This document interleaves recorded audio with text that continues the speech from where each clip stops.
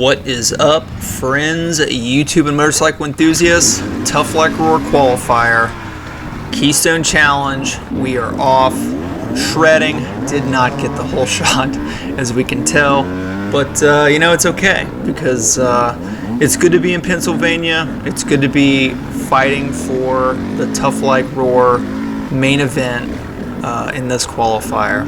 As many of you guys know, Tough Like RORR is a staple. It is a premier race. Ooh, dude goes down. I'm able to salvage that. It's a premier race, and it brings a lot of talent. All the big guys come. All the factory riders. We didn't have as many Europeans as we did last year. I think because where Erzberg landed, it just wasn't as doable. But this is a huge staple on the East Coast and just for the series in general. So Keystone Challenge, as you guys know, qualifier, Tough Like RORR main event on Sunday, and then locked and loaded hard scramble on Monday. So with that, this year, they allow 130 riders, which was huge, which means that I actually had a chance of getting into the main event, as opposed to 70 riders where, when you got like 35, 40 pros, all the A guys that are way fast in the woods and way, more skilled than me. So I'm struggling and fighting for that top 130, and it was good. It was a good race, and we'll see if I make it.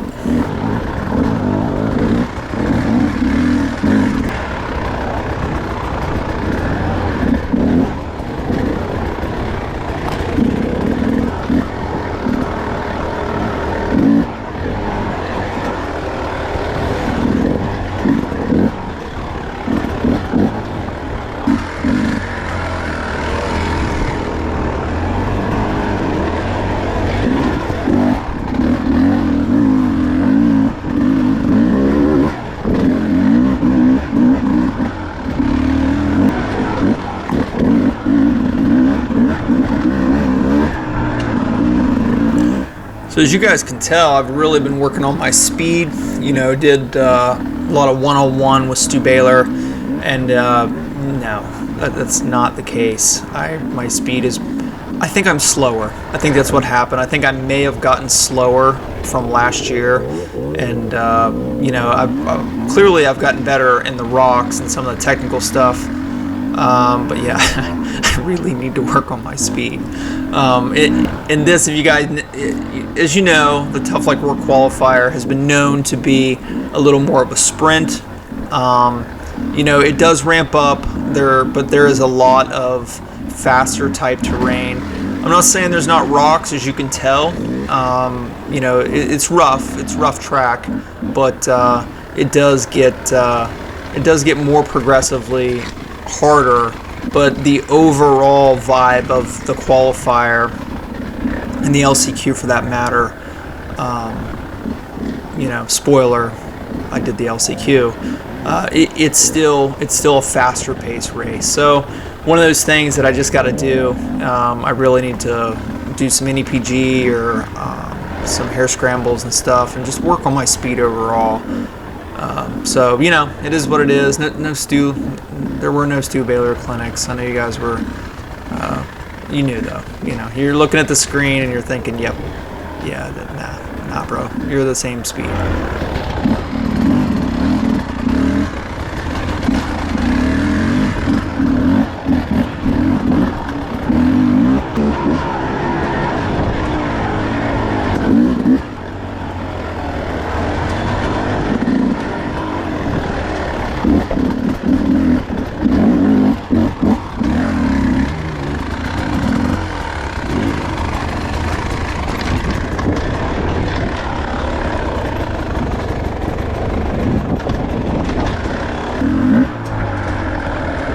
Thanks, brother.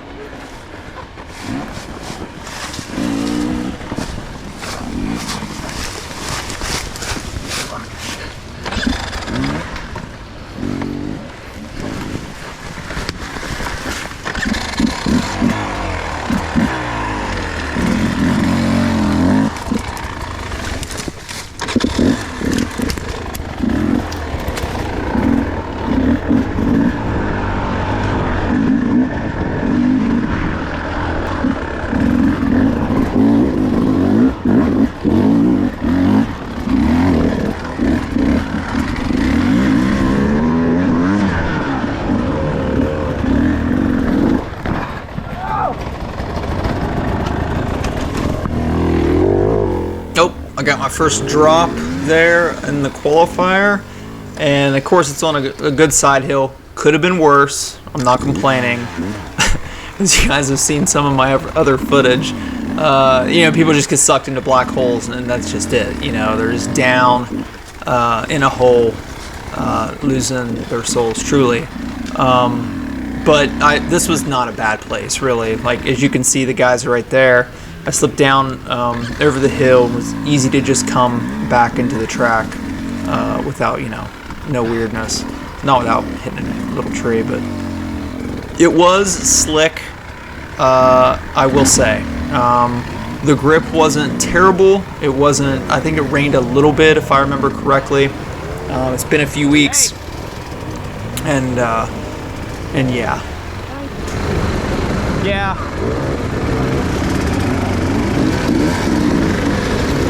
And there's my boy Doran. Doran and I have been battling it out this season with the 40B plus class. It's been great, and I was letting him know right there too. I didn't even see the ribbon went down, and I had a combo with a couple people. The course workers were kind of helping people through, and that bottleneck was so bad that a lot of people were going up on that high side.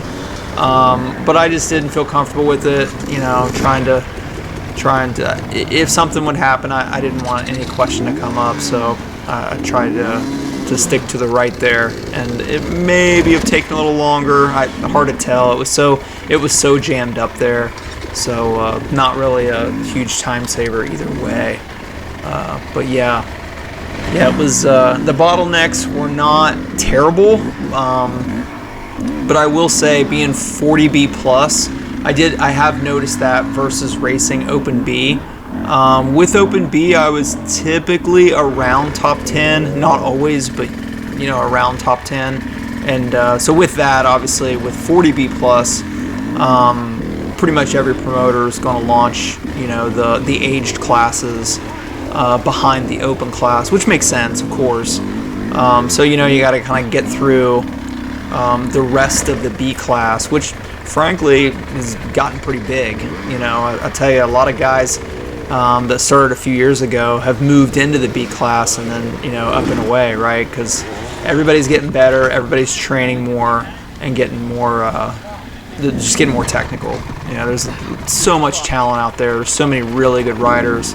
Open B, the top guys are just savages, and it only gets better from there. So, but yeah, it was.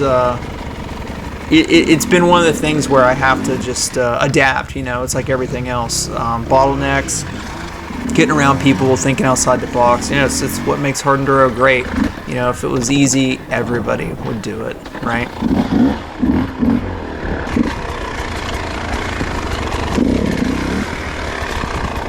You're good, sir.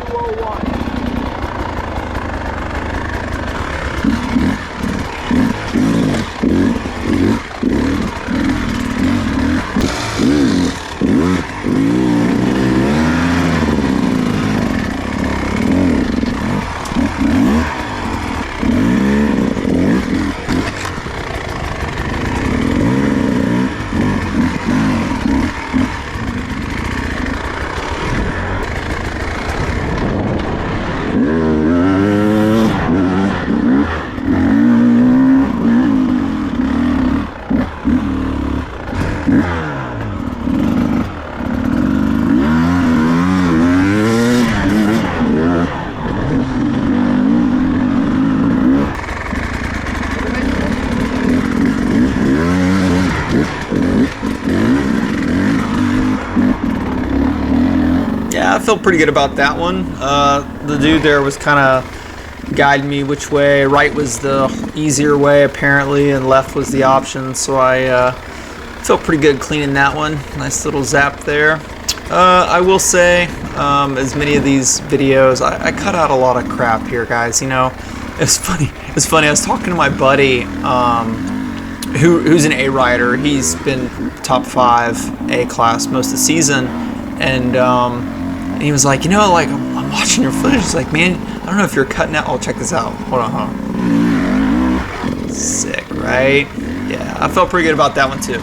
Anyway, so he was like, I've been watching your footage and like you're moving along. Your pace looks really good. I don't know if you're just cutting out the parts where you mess up. And I'm like, like I try to keep it, fair and balanced, right?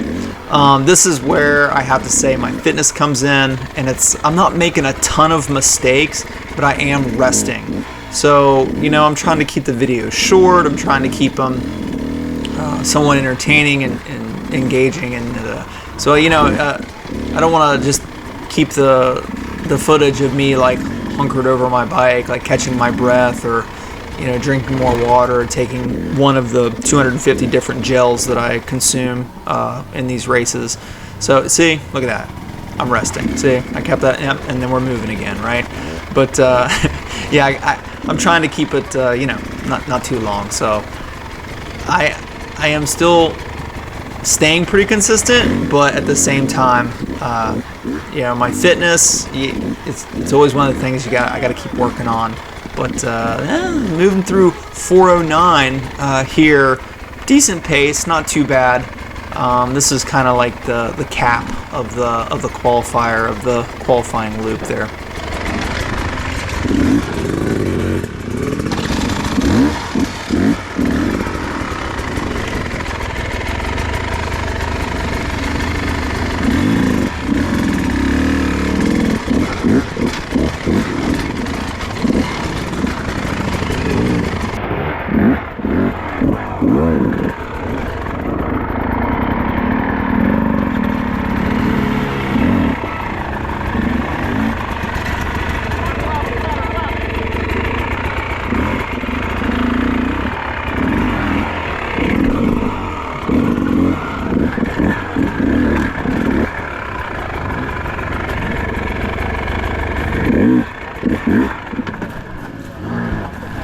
So I will say with the bike, with this race, a couple things happen. A couple of updates with the bike as I'm chewing my way through these rocks here. So one thing is my gas cap has been leaking, and I've kind of been dealing with it from the beginning of owning the bike. And I noticed the threads were a little deformed, and with the fouling issues I had earlier, they got cleared up. I didn't really spend much time with the deal. I should have mentioned it to them while they had the bike. Didn't do it. Nonetheless, I'm getting a new tank just because it's deformed and it got missed at the factory or whatever. So of course, it's been leaking, and this slow stuff and just sucking fumes is pretty freaking terrible, right? So that's one thing for sure. The second thing is, as a lot of people say, the KYBs, man, they're just a little stiff for this stuff. If I was faster, if I was had more skill and able to hit some of this stuff a lot harder, it may do better for me, but it's just a little too stiff for hard enduro. So a revalve is definitely in the cards. In fact, my bike is suspension is out and about right now, getting reworked. So looking forward to that update. And the third thing is I took my smart carb off because it was having an issue with my adjustment. My rich and lean clickers were drifting. It ended up being the barrel that holds the metering rod ended up being the threads were stripped on one end. So it was actually changing like rich and lean, and it was just running weird. And I caught it, and actually the Smart Carb guys were there in PA this weekend, and they, I talked to them, took the carb to them. They rebuilt my carb, hooked me up totally, found the issue, and got everything going and sent me on my way with some spare parts. So the customer service continues to be amazing. But nonetheless, during that time, I had to put the Keystone back on, which was running great. The Keystone's a great carb. But I will say, it's different. So if you guys know, the Smart Carb's much more progressive.